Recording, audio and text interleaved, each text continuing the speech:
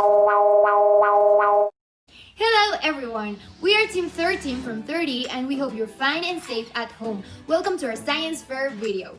Our project is about how logarithmic models are applied when measuring an earthquake.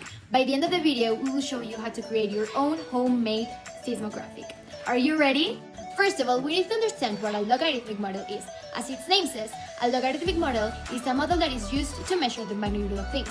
These things usually go from very small to very big. However, we have another model, the exponential model. It is the way that things either increase or decrease that will determine the model that is perfect for our situation. The fundamental function for a logarithmic model is y is equal to a plus b in x, where all values for x must be greater than 0.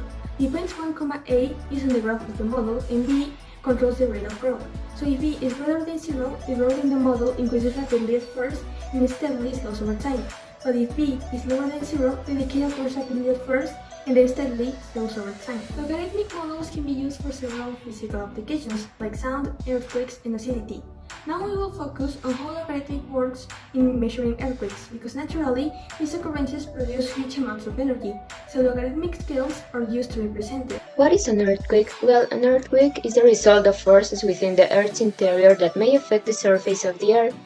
The energy is stored within the rocks, and when it is suddenly released by shearing movements along the Earth's crust, an earthquake comes out as a result. The area of the fault where the rupture takes place is called the hypocenter. The point on the Earth's surface directly above the focus or hypocenter is called the epicenter. At first, these two may sound similar, but they have some differences. First, the epicenter occurs in the Earth's surface, while the hypocenter occurs beneath the surface. The waves that spread out from the hypocenter are body waves. From the epicenter, body waves and surface waves appear. And the last one is that the spread of seismic wave is measured from the epicenter, while it is measured in 3 dimensions from the hypocenter. Now that we know what an earthquake is, let's talk about how it can be measured. An earthquake's severity can be measured in intensity and in magnitude, which can appear the same thing, but they're not. Intensity is based on the observed effects of ground shaking on people, buildings, and natural features. It varies from place to place within the disturbed region depending on the location of the observer with respect to the earthquake epicenter. On the other hand, magnitude is related to the amount of seismic energy released at the hypocenter of the earthquake. It is based on the amplitude of the earthquake waves recorded on instruments which have a common calibration. These are what can be measured with the well-known Richter scale. So the Richter scale was developed in 1935 by Charles F. Richter, and it is the most common scale used to measure the magnitude of an earthquake. Its formula is this one. Here, R represents magnitude, which is the value that needs to be found. A is the measure of the amplitude of the earthquake wave, and A0 is the amplitude of the smallest detectable wave or the standard wave. We all know that earthquakes can vary, so to make things easier, the Richter scale is developed in such a way that it is logarithmic. This means that whole number jumps indicate a tenfold increase. For example, an earthquake measuring 5.0 has 10 times the magnitude of an earthquake measuring 4.0. Also, the Richter scale is divided in 8 levels, which are the following ones. Earthquakes with magnitude 2.0 or less are considered as micro, and these type of earthquakes are rarely felt. Now, from 2.1 to 3.9, this also happens daily, only a few people can feel them and some objects can shake, but this doesn't cause any damage. From 4.0 to 4.9, they can happen monthly, and they can cause failing objects because of the shaking, and most people can feel them. Now, going to a higher level, we have the earthquakes that go from 5.0 to 5.9. There can be damaged buildings that are not prepared for this kind of earthquakes, and everywhere you can feel them since these are strong. Now, from 6.0 to 6.9, they can damage every building, and shaking reaches a wider spread from the epicenter. And from 7.0 to 8.9, it can happen at least once per year, causing a lot of damage. And an example of this kind of earthquakes is the one that we experienced on September 19 of 2017, which left a lot of damage. At last, from 9.0 to 9.9, it can happen every 5 to 50 years, And as an interesting fact, there has never been an earthquake with a magnitude of 10 or above, but it could massively destroy everything. Now, after understanding the Richter scale, we can use it now for diverse situations, for example, comparing two earthquakes.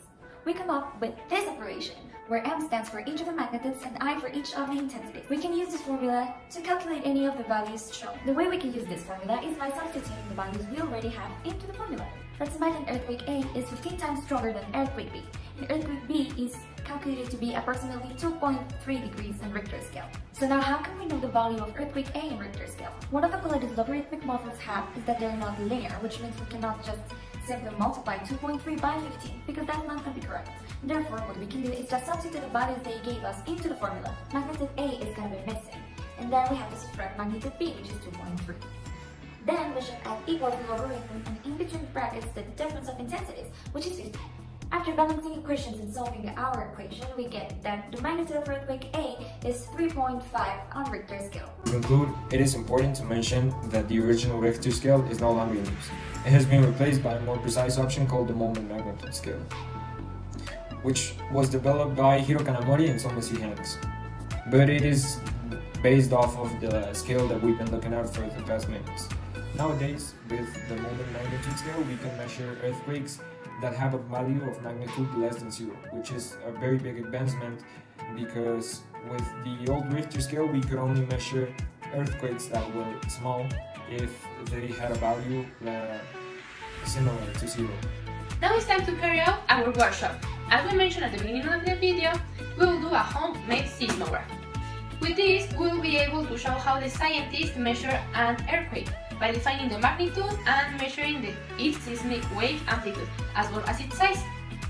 Also, we will show how the logarithmic model of Richter scale works with the help of our seismograph.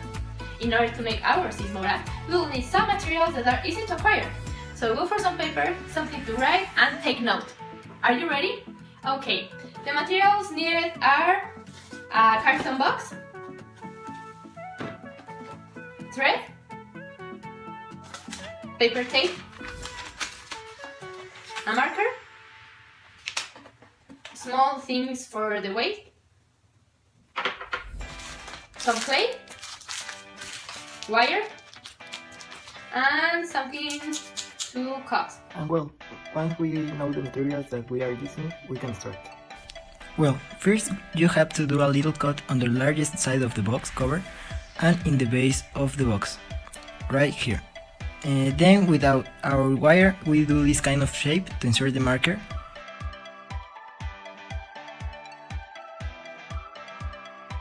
Then you have to tie up 2 threads to these parts of the wire.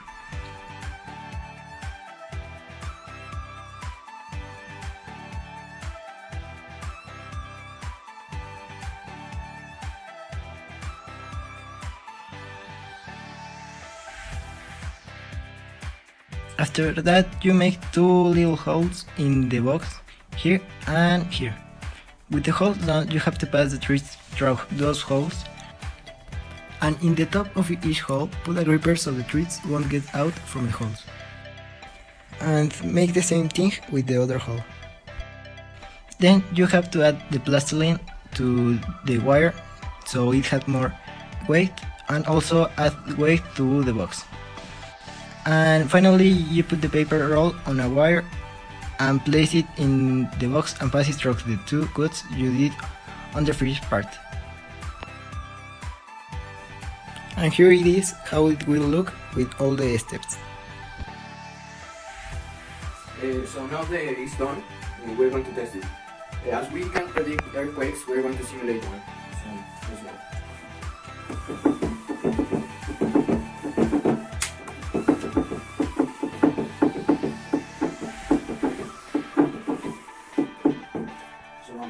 See, because of the seismograph being so sensitive to the movement, it can represent very well the magnitude of the earthquake. So the Richter scale is related to the seismograph because it was made to measure the representation of the earthquake made by the seismograph.